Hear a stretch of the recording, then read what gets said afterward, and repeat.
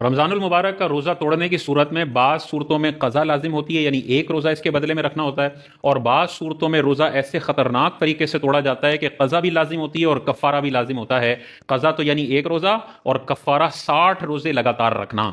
تو جہاں روزہ توڑنے کی وجہ سے قضا پلس کفارہ دونوں لازم ہو رہا ہے، تو اس بندے کو 61 روزے رکھنے پڑیں گے، ایک روزہ اس کی قضا کے طور پر اور 60 روزے لگاتار کفارے کے طور پر۔ کفارہ تب لازم ہوگا جب روزہ توڑتے ہوئے یہ 8 چیزیں پائی جائیں، ایک بھی مسنگ ہوگی تو صرف قضا ہے، ایک روزہ اس کے بدلے میں رکھنا ہے، کفارہ نہیں ہے۔ وہ 8 چیزیں کیا ہیں؟ پہلی چیز ہے رمضان کا روزہ ہو ادا کا،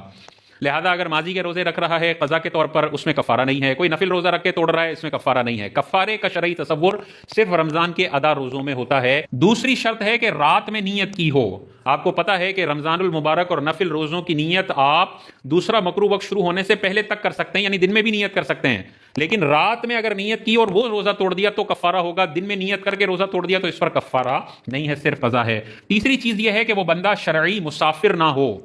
اگر شرعی مسافر ہے تو اللہ تعالیٰ نے اس سے رخصت دی ہے، سہولت دی ہے کہ وہ روزہ نہ رکھے اور بعد میں اس روزے کی قضا کر لے۔ تو اگر کوئی شرعی مسافر روزہ توڑ دیتا ہے تو اس پر قضا تو ہوگی لیکن کفارہ اس پر لازم نہیں ہوگا۔ چوتھی چیز یہ ضروری ہے کہ بغیر خطا، جان بوجھ کے اس نے روزہ توڑا ہو، خطا ان غلطی سے نہیں ٹوٹ گیا۔ جیسے مثال کے طور پہ وضو خانے میں کلی کر رہا تھا اور کسی نے دھکا دیا تو اس دھکے کی وجہ سے کلی کا پانی گلے میں اتر گیا تو روزہ تو ٹوٹ جائے گا، لیکن یہ خطا ان روزہ ٹوٹنا ہے، عمدن جان بوجھ کے پانی اس نے نہیں پیا۔ تو اگر خطا ان روزہ ٹوٹ جائے تو اس میں کفارہ نہیں ہے، جان بوجھ کے اگر روزہ توڑا ہے تو پھر کفارہ ہو سکتا ہے۔ یہ چوتھی چیز۔ پانچویں چیز، روزہ جن چیزوں سے توڑا ہے، روزہ 2-3 چیزوں سے ٹوٹتا ہے، یعنی کچھ کھا پی لیا یا اپنے اوپر غسل فرض کر لیا۔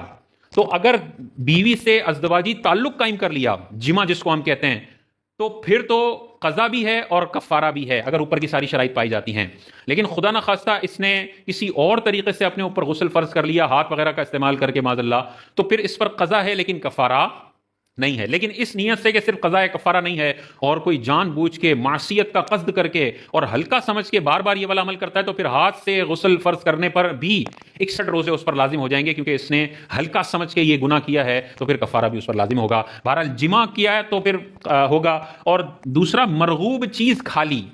پیاس لگی تھی پانی پی لیا، پانی سے رغبت ہوتی ہے، کھانا کھا لیا، کھانے سے رغبت ہوتی ہے، تو ایسی چیز سے روزہ توڑا جس کی طبیعت کو رغبت ہوتی ہے، اٹریکشن ہوتی ہے، لہذا مٹی سے روزہ توڑ دیا، مٹی کھا لی، مٹی کی رغبت نہیں ہوتی، اس پر قضا ہے، کفارہ نہیں ہے۔ بہت سارا نمک منہ میں ڈال دیا، نمک بہت سارا منہ میں جائے، اس کی رغبت بندے کو نہیں ہوتی تو اس سے روزہ ٹوٹ تو جائے گا لیکن قضا ہے، کفارہ اس پر لازم نہیں ہے۔ چھٹی چیز یہ ہے کہ روزہ ٹوٹنے کے بعد روزے کے منافی کوئی چیز نہ پائی جائے۔ مثال کے طور پہ 2 بجے کسی عورت نے روزہ توڑا اور 4 بجے اسے حیض آ گیا، تو اب اوپر کی ساری شرائط پوری ہو بھی رہی ہوں تب بھی اس عورت پر قضا ہے، کفارہ نہیں ہے، کیونکہ اس کو روزے کے دوران ہی حیض آ گیا۔ یہ روزہ رکھ بھی لیتی تب بھی یہ روزہ ختم ہی ہو جاتا، آپ بعد میں اس کی قضا کر لے، کفارہ نہیں ہے۔ 7ویں چیز، کسی نے گن پوائنٹ پر روزہ نہ توڑوایا ہو، اکراہ شرعی نہ ہو، یعنی مارنے کی صحیح دھمکی دے کر کسی نے روزہ توڑوایا اور بندے نے توڑ لیا تو اس پر صرف قضا ہے، کفارہ نہیں ہے۔ اور 8ویں اور آخری چیز یہ ہے کہ اس نے روزہ توڑا ہو کوئی سخت مجبوری کے بغیر،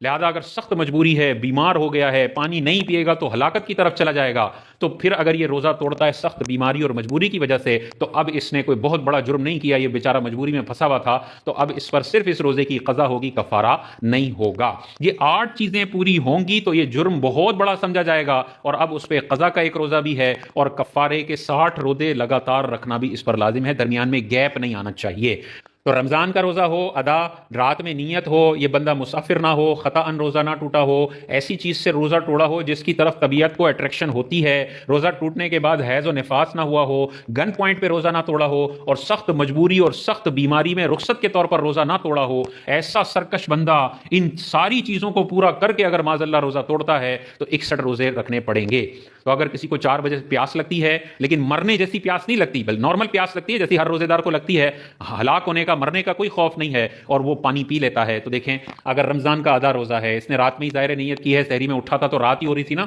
رات میں نیت ہے، اگر یہ مسافر بھی نہیں ہوا، پانی کا گلاس جان بوجھ کر پیا ہے، اور پانی ایسی چیز ہے کہ روزے میں سب سے زیادہ اس کی طرف اٹریکشن ہوتی ہے، تو اٹریکشن بھی ہے، روزہ ٹوٹنے کے بعد یہ تو مرد ہے، حیض و نفاس والا معاملہ ہوا ہی نہیں، کسی نے گن پوائنٹ پہ نہیں کیا اور ایسی سخت مجبوری بھی نہیں تھی، تو پانی روزے کی حالت میں پینے کی وجہ سے اس پر 61 روزے لازم ہوں گے، 60 روزے بطور کفارے کے اور ایک روزہ اسی قضا کے طور پر۔ اگر یہ ایسا بیمار ہے کہ 60 روزے لگاتار رکھ ہی نہیں سکتا ہے، نہ سردی میں، نہ گرمی میں، نہ گھر کے اندر، نہ دھوپ میں، کسی بھی طریقے سے یہ 60 روزے نہیں رکھ سکتا، اتنا بوڑھا ہو چکا، اتنا بیمار ہو چکا، تو پھر اس کا کفارہ ہوگا کہ 60 مسکینوں کو 2 وقت کا کھانا کھلا دے، 2 وقت کے کھانا کھلا دے، یا اس کے پیسے 60 مسکینوں کو دے دے، تو 1 روزے کا کفارہ اس کا ادا ہو جائے گا۔